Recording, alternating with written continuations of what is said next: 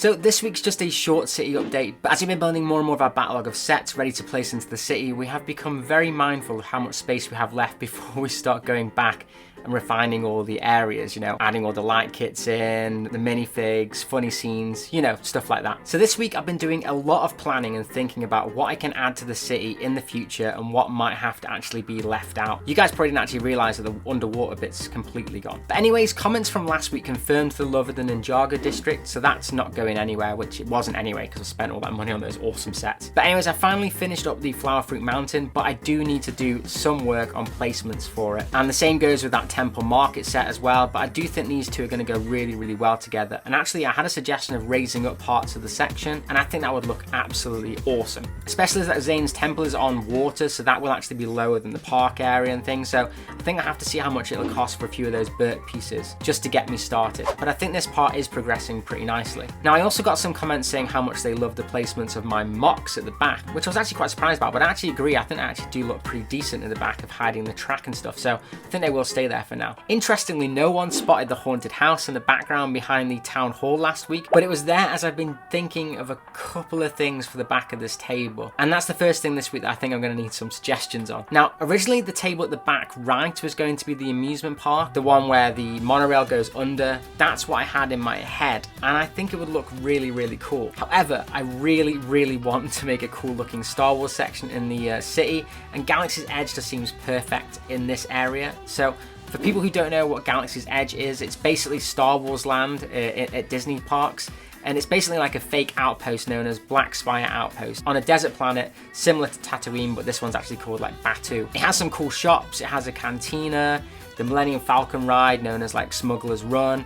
It has a Savvy's Workshop where you build your own lightsaber and stuff. There's a droid depot where you can build your own droid and take it home. And also the new Rise of the Resistance ride, which actually has an official LEGO set, the ITS Transport. And actually that wasn't there when I went, which is really, really annoying. But as you can see, there's quite a lot to do there. And being like a massive fan of the, you know, Star Wars and the place, I wanted to dedicate a large area to it. Now, I'm not sure if like one entire table is way too big, but you'll just have to let me know what you think. Anyways, I've placed my old Millennium Falcon at the back, which I'll kind of create some rocks around and build up that section so it'll look like it does at Galaxy's Edge.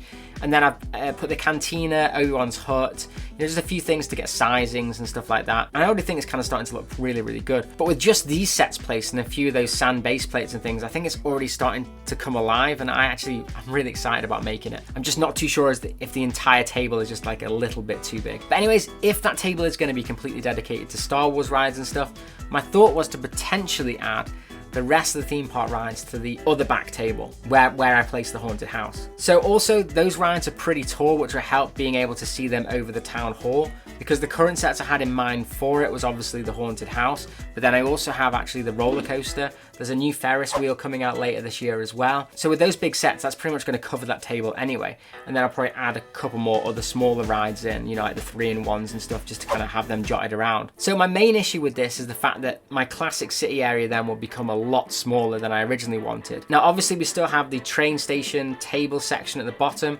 and I've actually gained a few more base plates to that table as well, which I'll get onto in a second, but I can still add a lot more modular stuff like down there as well, so that might make it look more expansive anyway. Let me know your thoughts on the amusement park back here, or do you think it's kind of too much theme parky stuff? Moving on to the train station table, I've got a couple of ideas for this table. Like I said, firstly, with adding the monorail to the back, I had to actually push that table forward, so I actually gained a base plate and a half at the front now.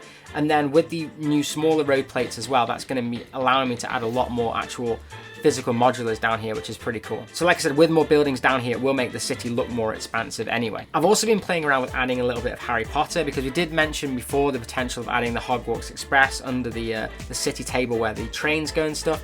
But I actually have that amazing Diagon Alley set from last year, and that needs to go somewhere. So with this base plate and a half at the front, I actually thought I could actually add a little secret entrance to the front for Diagon Alley and have that kind of the two sets pushed together, so you have the actual alleyway down the middle, and then I would create half mocks to one side so that would cover it up and it would look really, really cool, kind of added around and then be hidden in the city. I'm not too sure if the actual alleyway is a little bit too narrow, with having it like that, so I might need to add a few studs in the middle, but you guys will have to let me know. But I think it looks really, really cool just placed here at the moment. But anyways, taking a step back, this is how the city is shaping up if I stick with those 3 big plans. So let me know in the comments down below what you guys like and what you don't like about those 3 sections. Maybe you don't like all of it. I mean, do you think Galaxy's Edge is a bit strange to add to the city?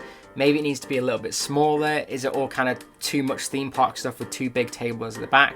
Like I say, all your feedback's really, really appreciated in it. It's just lots of thinking this week that I'm trying to plan out to get ready. But anyways, if you enjoyed the video, then smash that like button. And if you haven't already, maybe consider subscribing. And as always, have an absolute awesome day.